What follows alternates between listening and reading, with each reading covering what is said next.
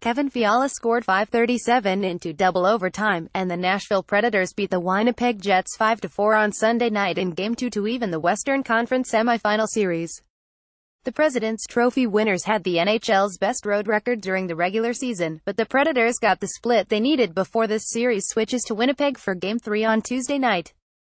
That's where the Jets posted the league's best home record. Advertisement: Craig Smith and Fiala skated up on a 2-on-1, and Jets defenseman Byfuglien failed to block Smith's cross-ice pass to Fiala, who beat goalie Connor Hellebuyck with a backhander. Ryan Johansson scored 2 goals, Victor Arvidsson had a goal and 2 assists, and P.K. Subban had a goal and an assist as Nashville won both its 100th postseason game as a franchise and coach Peter Laviolette's 50th with the team. Philip Forsberg also had 3 primary assists for the first time in the postseason in his career. Mark Scheifele scored 2 goals and had an assist. Byfuglien had a goal and an assist, and Brandon Tanev had a goal for Winnipeg.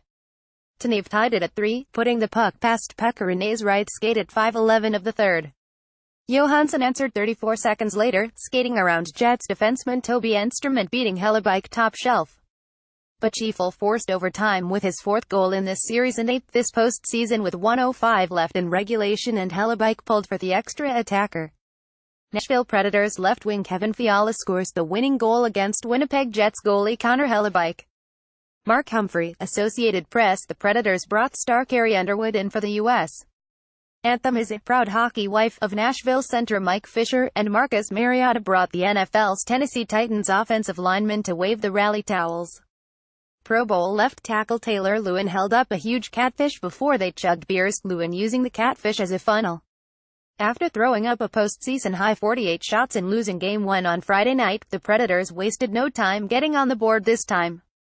Johansson scored 27 seconds in on Nashville's first shot and a 1-0 lead, snapping Winnipeg's streak of 10 straight games, scoring the first goal with the Jets going 9-1-0 in that stretch dating back to the regular season. The Jets made up for that by scoring twice 29 seconds apart to grab the lead.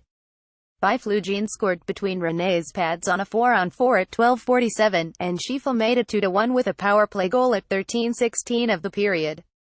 Subban tied it with a slap shot for Nashville's first power play goal of the series and the Norris Trophy finalists' first goal this postseason at 5:04 of the second.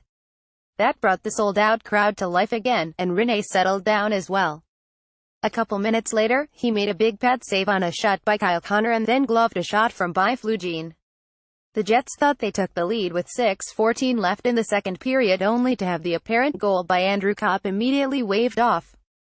Rinne made the stop on Byfuglien off a breakaway, with Kopp scoring off the rebound. But Matt Hendricks was called for interference for knocking down Nashville defenseman Matt Irwin, negating the goal. Arvidsson gave Nashville a 3-2 lead with a slap shot from the right circle at 18:41 of the second. Capitals hold on to lead against Penguins. Alex Ovechkin scored his 7th goal of the playoffs. Braden Holtby made 32 saves and the Washington Capitals built a lead, and this time held on to beat the Pittsburgh Penguins 4-1 in Game 2 on Sunday to even the second-round series. After blowing a 2-goal lead for the 3rd time in these playoffs in Game 1, this time Washington built on it.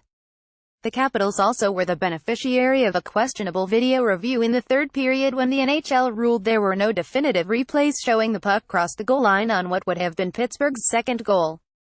Advertisement: Jakub Vrana scored on the power play and Brett Connolly on a breakaway for the Capitals, who have beaten goaltender Matt Murray glove-side all 5 of their goals against him through 2 games. Nicholas Backstrom scored an empty netter to seal it with 6.1 seconds left, shortly after TJ Oshie appeared to be injured.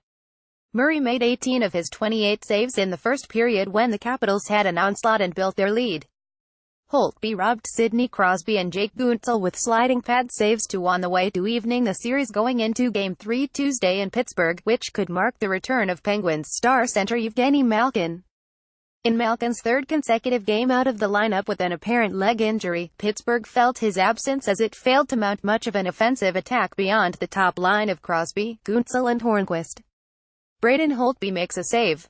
Patrick Smith, Getty Images. Crosby and Hornqvist were on the ice for the Penguins' only goal, Chris Letang scoring from the point through traffic at 4-on-4.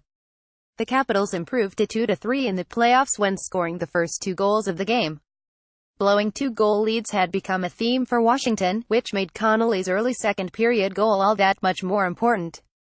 Minutes later, Capitals winger Tom Wilson hit Brian Dumoulin in the head as the Penguins defenseman appeared to be pulling up to avoid a check from Ovechkin. Dumoulin left the game and did not return. No penalty was called on the play, but Wilson could face a suspension considering the contact to Dumoulin's head and his track record. Dumoulin's status and Murray's glove hand are major concerns for the Penguins as the series continues.